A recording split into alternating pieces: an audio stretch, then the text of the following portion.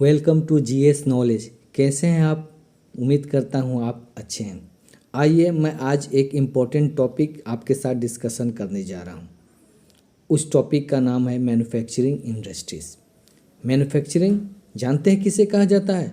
Manufacturing ये वो process है जहां पे कन्वर्सन्स ऑफ रॉ मटेरियल को फाइनल फिनिश प्रोडक्ट में किया जाता है, उसे हम मैन्युफैक्चरिंग कहते हैं। और जो जिस इंडस्ट्रीज़ में ये किया जाता है उस इंडस्ट्रीज़ को हम लोग मैन्युफैक्चरिंग इंडस्ट्रीज़ कहते हैं।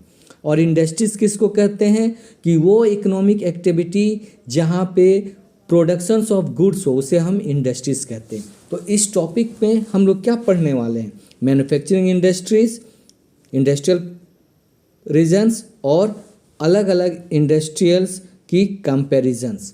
तो ये बहुत इम्पोर्टेंट टॉपिक है मैन्युफैक्चरिंग इंडस्ट्रीज़।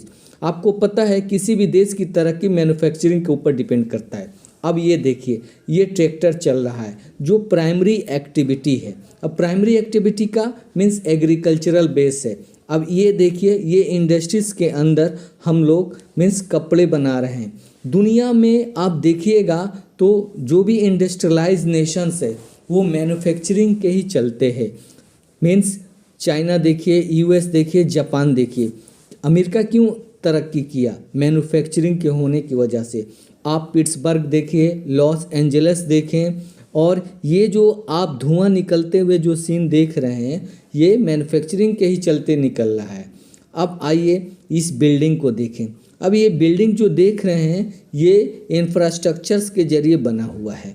तो ये केमिकल इंडस्ट्रीज़ है, ये भी मैन्युफैक्चरिंग का ही पार्ट है।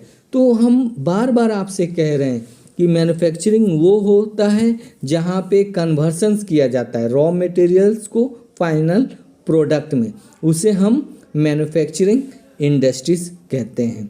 और क्या आपको पता है इंडिया में सबसे ज़्यादा मैन्युफैक्चरिंग किस सेक्टर में होता है? कहाँ से आता है जो हमारे इकोनॉमी को स्ट्रॉन्ग करता है?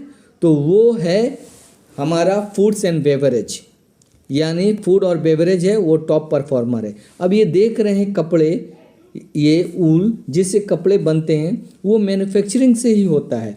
अब ये देखिए, ये सेकेंडरी एक्टिविटी है। अब सेकेंडरी एक्टिविटी किसे कहा जाता है?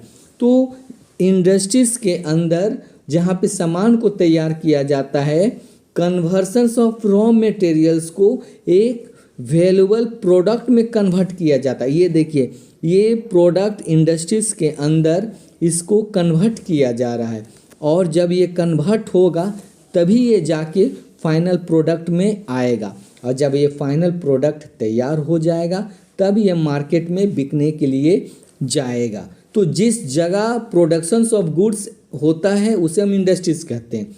अब आइए हम क्लासिफिकेशंस ऑफ इंडस्ट्रीज़ के बारे में पढ़ें कि इंडस्ट्रीज़ को किस तरह हम लोग क्लासीफाई करें।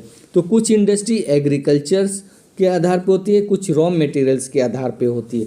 तो रॉ मटेरियल्स यानी जहाँ पे रॉ मटेरियल्स होंगे वहीं पे इंडस्ट्रीज़ होगी। जिस तरह टाटा स्टील प्लांट, वहाँ पे कोयला निकलता है, और जहाँ पे कोयला होगा वहीं पे आयरन स्टील इंडस्ट्रीज़ होगी।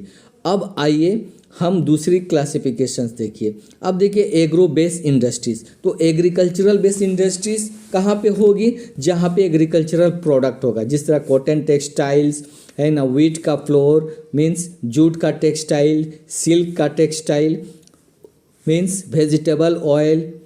और मिनरल बेस इंडस्ट्रीज़ जहाँ पे मिनरल्स होंगे वहीं पे आयरन स्टील इंडस्ट्रीज़ होगी, वहीं पे माइका इंडस्ट्रीज़ होगी, वहीं पे मैग्नीशियस इंडस्ट्रीज़ होगी।